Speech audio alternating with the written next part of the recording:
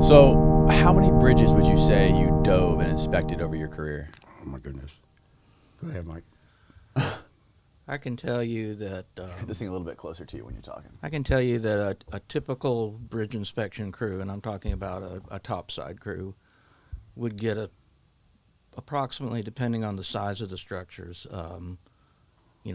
discounting the large Howard Franklin, Courtney Campbell types, but normal 3, 5, 10, 15, 20 span bridges, a crew of 2 people might get 30 of those a month to inspect.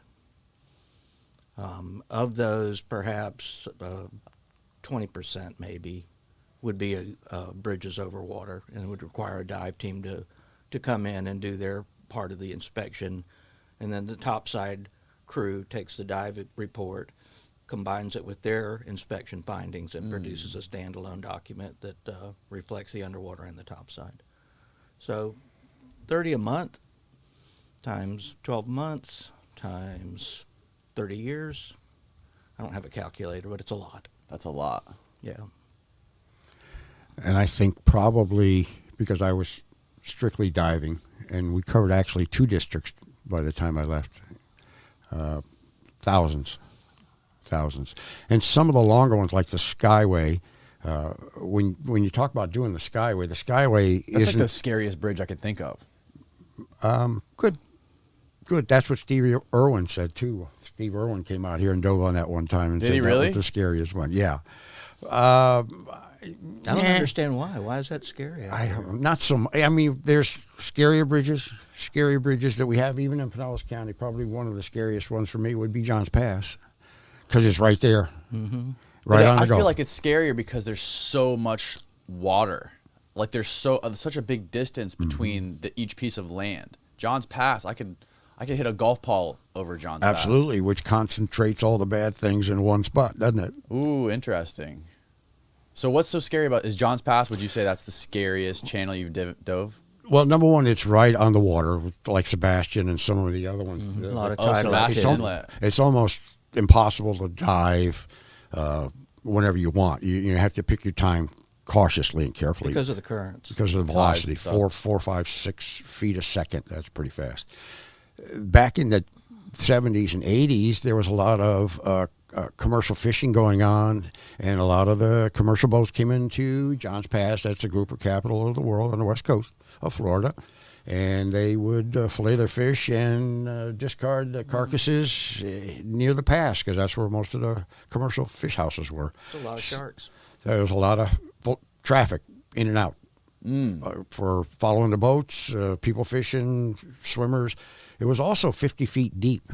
People don't realize that. It was 50 feet deep. They recently replaced it due in large fact that many of the piling had completely washed out and become unsupported and were dangling in the air or dangling in the water. So it was replaced, and they put a fantastic new structure up there. Velocity, fish, animals. They've had several drownings there. People getting sucked off into the pass and the current and stuff. It's pretty dangerous.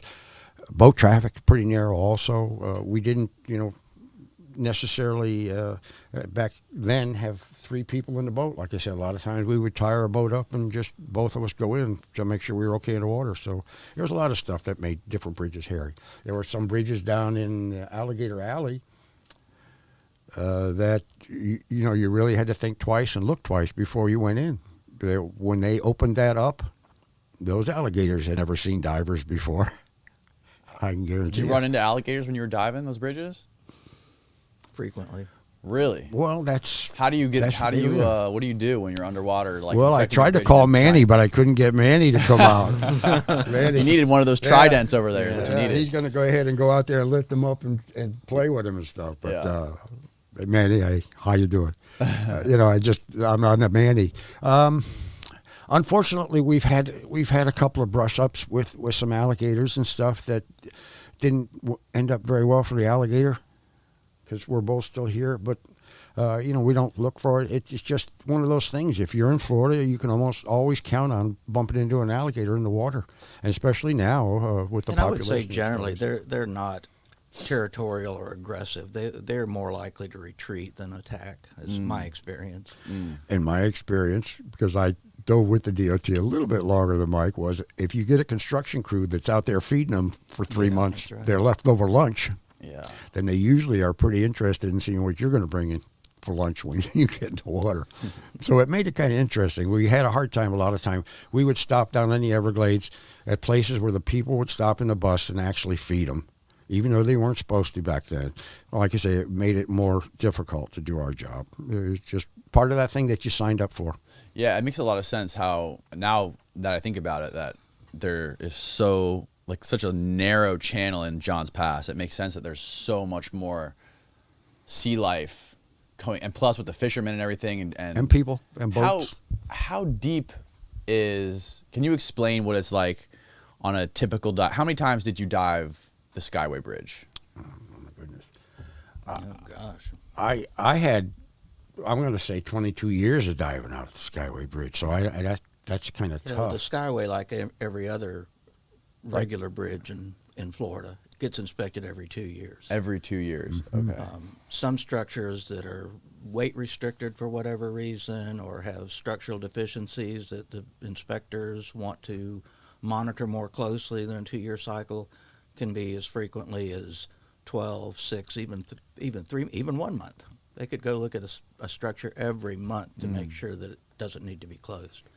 So when you talk about how many times did you dive the Skyway, a typical inspection of the Skyway for a dive crew would probably take 2 months.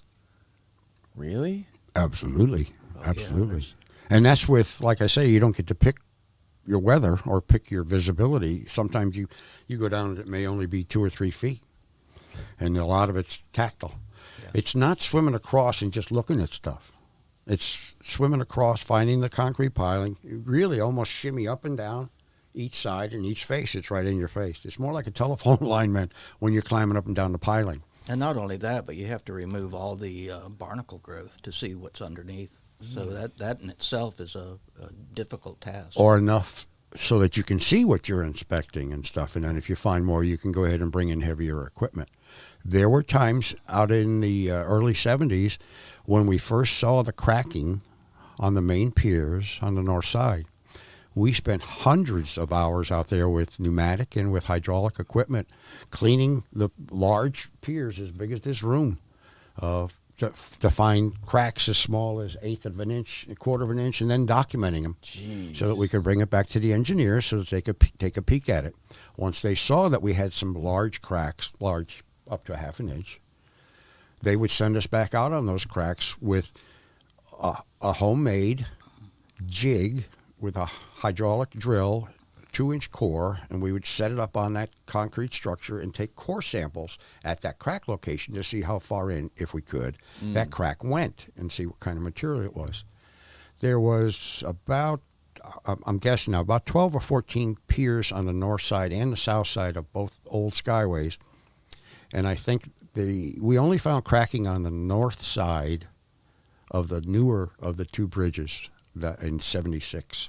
So a few of them were broken, are cracked. But you could spend 100 hours just on one pier taking samples. We put pieces of glass on either side of the crack and epoxied up there. And that way, if the pier did shift or move, that glass would more than likely fracture or crack if it got that bad. That was our early strain gauges. They hired consultant companies to actually put strain gauges on opposite sides of the crack to see if there was any movement and stuff.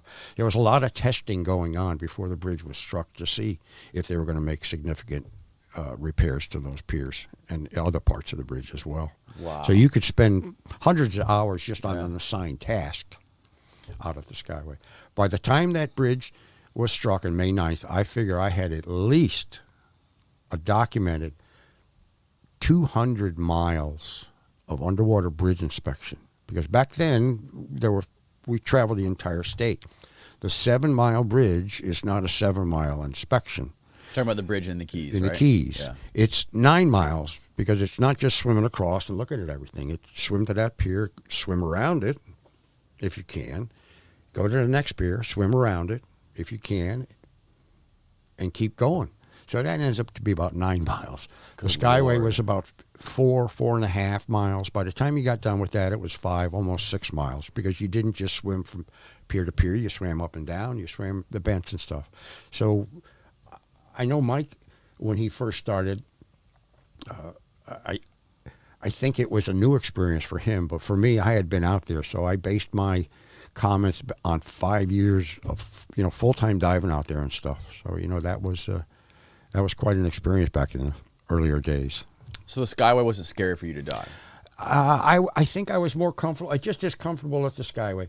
You had to be so comfortable diving Yeah, it that just you didn't didn't bother think you. about it. Diving was simply a mode of transportation to get back and forth to our job. Yeah. You had to put everything else out so that you could concentrate on your inspections. Yeah. And typically, we had pretty good visibility out there. We were very fortunate. West coast of Florida, other than the Keys, has some excellent visibility on and off. Jacksonville Not so much. is not so much. Panhandle, not so much. I mean, we've had good water.